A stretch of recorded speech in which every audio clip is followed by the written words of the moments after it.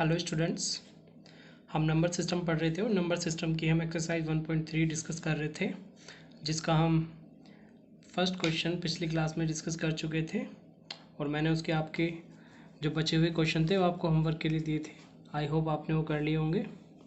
ठीक है, तो उसी एक्सरसाइज में हम आगे बढ़ते हैं और क्वेश्चन नंबर 2 को डिस्कस करते हैं। ठीक है बच्चों, क्वेश्चन नंबर 2 आपके सामने लिखा हुआ है, इसको पढ़िए, उसको पढ़ते हैं और समझते हैं। ठीक है बच्चों, क्या है बच्चों question? You know that 1/7 equals to this. Can you predict what the decimal expansion of this without actually doing the long division method? क्या मतलब है बच्चों इस क्वेश्चन का? हमें 1/7 का डेसिमल एक्सपेंशन दिया हुआ है और हमसे इनका डेसिमल एक्सपेंशन पूछा है, लेकिन हमसे ये कहा है कि आपको लॉन्ग डिवीजन मेथड का यूज़ किए बिना ही इनका डेसिमल एक्सपेंशन निकालना है। ठीक है बच्चों, वो भी इसकी हेल्प से। ठीक है, मतलब इसका यूज़ करके हमें इनका डेसिमल एक्सपेंशन निकालना है। अब बच्चों पहले हम डेसिमल एक्सपेंशन, हमने फर्स्ट क्वेश्चन में डेसिमल एक्सपेंशन निकालना सीखा था। क्या सीखा था बच्चों? हम डिवाइड करके निकालते थे। 2 को 7 से डिवाइड करेंगे, फिर पॉइंट में डिवाइड करते चले जाएंगे, तो उस हिसाब से फिर इसका वो आ जाता था डेसिमल एक्सपेंशन, आपको याद होगा। ठीक है, तो वो मेथड हमें इसमें यूज़ नहीं करना है। हमें किसका यूज़ करना है? इस डेटा जो हमें डेटा दिया हुआ है इसका यूज़ करते हुए हमें इसका डेसिमल एक्सपेंशन निकालना है।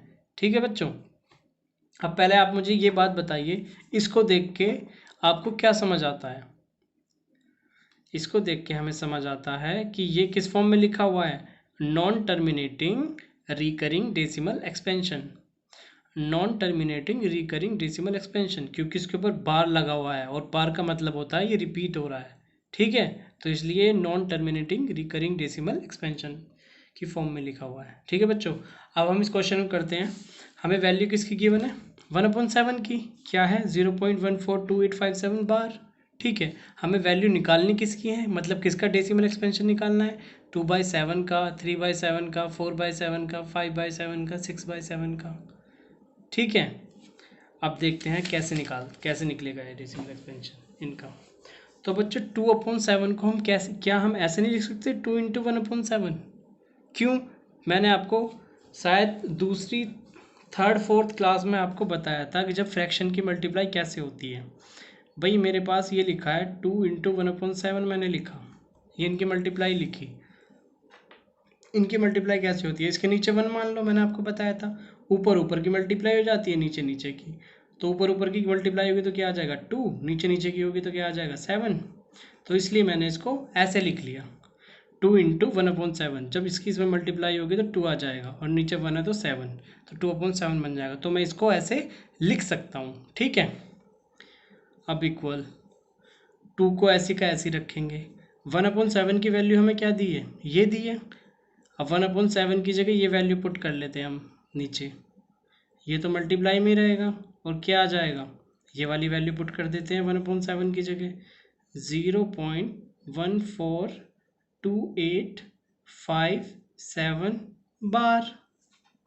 ठीक है बच्चों, अब इसकी मल्टीप्लाई करते हैं इसके अंदर। 2 7 आप अलग से कर लीजिएगा अगर आपको कैलकुलेशन थोड़ी वीक हो, वरना जिनकी कैलकुलेशन ठीक हो मेरे साथ करिए। 2 7 14, एक गया कैरी, 2 5 10, 1 कैरी गया हुआ था 11, एक और कैरी गया, 2 8 16, 16 और 1 17, एक कैरी गया, 2 2 4 और एक 5, 2 4 8, 2 1 2। ठीक है, और 0 का 0 ऐसे ही आ जाएगा और ऊपर बार बार आ जाएगा। कितनी संख्या में बार लगा हुआ है? 1 2 3 4 5 6, 1 2 3 4 5 6। ठीक है बच्चों, तो ये आ गया हमारा 2/7 का आंसर। ठीक है, अब आपको थोड़ा थोड़ा समझ में आया होगा। अब अगला मैं बताता हूँ, फिर आपको और ज़्यादा समझ में आ जाएगा। अब अगला निकाल के देखते हैं हमें अगला क्या निकालना है? 3/7, 3/7 का। अब बताओ, अब 3/7 को कैसे लिख सकता हूँ मैं? 3 × 1/7। अच्छा बच्चों, मैं इसे लिख क्यों रहा हूँ ऐसे? क्यों लिख रहा हूँ? मैं इसको इसलिए ऐसा लिख रहा हूँ क्योंकि मुझे 1/7 की वैल्यू दी है डेसिमल एक्सपेंशन की फॉर्म में, और मुझे डेसिमल एक्सपेंशन ही इसका निकालना है, और मुझे लॉन्ग डिवीज़न मेथड यूज़ नहीं करना। इसलिए मुझे इसको ऐसा लिखना पड़ रहा है क्योंकि मुझे इसकी वैल्यू दी है। ठीक है बच्चों, समझ आया? अब देखो इसकी अब इस 1/7 की वैल्यू मैं यहाँ से पुट करता हूँ। देखिए 3 ऐसी का ऐसी, अब 1/7 की वैल्यू यहाँ से पुट करता हूँ 0.14285 बार। ठीक है, अब मल्टीप्लाई करते हैं इसके अंदर।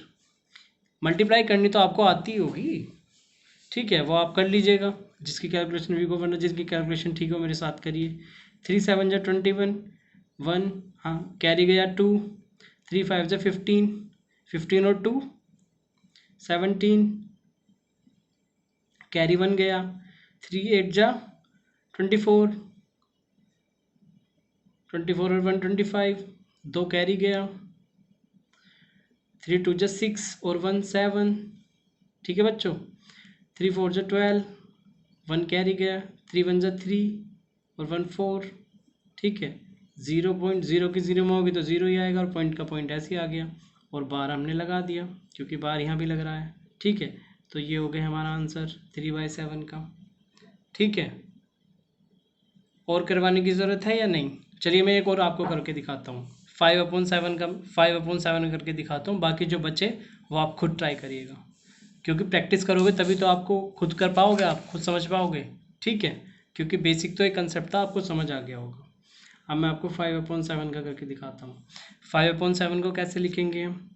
5 मल्टीप्लाई बाय 1/7। अब ये तो आप समझ गए होंगे ही ना हम ऐसे क्यों लिख रहे हैं, क्योंकि हमें 1/7 की वैल्यू गिवन है। अब 5 को ऐसे ही रखेंगे मल्टीप्लाई में और 1/7 की वैल्यू यहाँ से पुट करेंगे। क्या है वैल्यू? 0.14285 ठीक है बच्चों, करते हैं मल्टीप्लाई, है सिंपल और कुछ नहीं है इसमें।